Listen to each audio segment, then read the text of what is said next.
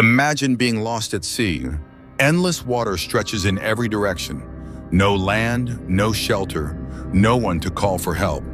Just you, the vast ocean, and the brutal fight to stay alive. This isn't a movie.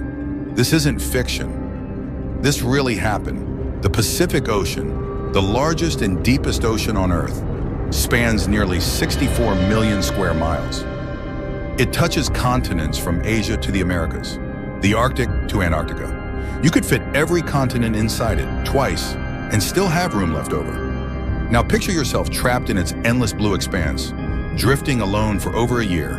No food, no water, no certainty that you'll ever see land again. This is the story of José Salvador Alvarenga, a fisherman who set out on what should have been a routine two-day trip and instead became one of the most remarkable survivors in human history.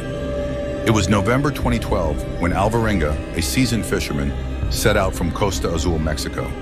His job was simple: head into the open water, catch enough fish, and return home within 2 days. His only companion was 22-year-old Ezequiel Cordoba, a young fisherman he barely knew. Their boat was tiny, just 7 meters, 23 feet long, with no cabin or shelter. Just a small motor, ice chest, fishing gear, and a radio. The plan was simple: head 80 miles offshore, fill the ice boxes with fish, and return before sunset the next day. But the ocean had other plans. Just hours into their journey, a violent storm erupted. Towering waves crashed over their boat, howling winds ripped through their supplies, and the rain poured relentlessly. Worst of all, their engine failed. Panic set in. With shaking hands, they grabbed the radio. A crackling voice on the other end answered. It was their boss. He promised help. A rescue was coming. Relief flooded their bodies. Then, silence. The radio battery was dead. They were alone, drifting further away from the Mexican coast, powerless against the raging sea. The storm eventually passed, but by then, they had lost all sense of direction. No land in sight. No way to call for help. Their ice chests of fish rotted in the sun. They had no fresh water. They learned to grab fish with their bare hands, pulling them straight from the ocean, biting into them raw. When birds landed on their boat, they seized them, eating the meat and drinking the blood for fluids. But when the sea was empty, they had only jellyfish. For water, they drank rain when it fell. When it didn't, they had no choice but to drink turtle blood and their own urine to avoid dehydration.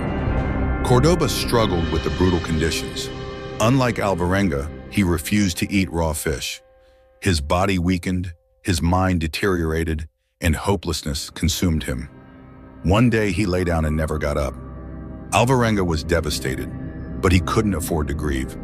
He pushed Cordoba's lifeless body into the sea and continued his battle to survive, completely alone. For months, the ocean dictated his fate. The currents carried him farther into the vast Pacific, away from any chance of rescue. Then one day, a sign of hope. A cargo ship appeared on the horizon. Alvarenga, weak and exhausted, waved his arms and screamed until his throat burned. The ship never stopped. Was he too small to be seen? Or did they see him and decide to keep going? He would never know. His last hope had vanished over the horizon. By this time, he had drifted more than 11,000 kilometers, 6,700 miles. His body was covered in sores, his ribs protruded from his thin frame, his skin was raw from relentless sun exposure. He battled hallucinations, hunger, and loneliness. Then, on the 438th day, a miracle. Floating near his boat, he spotted a coconut. Coconuts don't just appear in the open ocean. They come from land. Heart pounding, he scanned the horizon, and then he saw it, a tiny island. Summoning every last ounce of strength, he dove into the water and swam toward it. When he collapsed on the shore, he had nothing left. But he had made it. He had landed on a tiny Marshall Island. If he had missed it, the next landmass was still 5,000 kilometers away. 240 more days at sea, he wouldn't have made it. Islanders found him. Authorities rushed to his aid. Scientists and doctors were baffled. How could a man survive 14 months in the open ocean? But when he returned home to El Salvador, his homecoming wasn't all celebration. Cordoba's family accused him of cannibalism. They believed he had eaten his companion to survive. There was no proof, no evidence. But the accusation followed him. Even after enduring the impossible, he wasn't free from the judgment of the world. 438 days, no food, no water, no help, only the will to survive. Could you do it? Could you last even a week? José Salvador Alvarenga defied the odds, but most people wouldn't last a fraction of what he endured. The Pacific Ocean is beautiful, but it's also ruthless. It does not forgive. And if it decides to take you, no one will ever find you again. If you love real survival stories, subscribe for more. Because the world is full of stories that seem impossible, but they're real.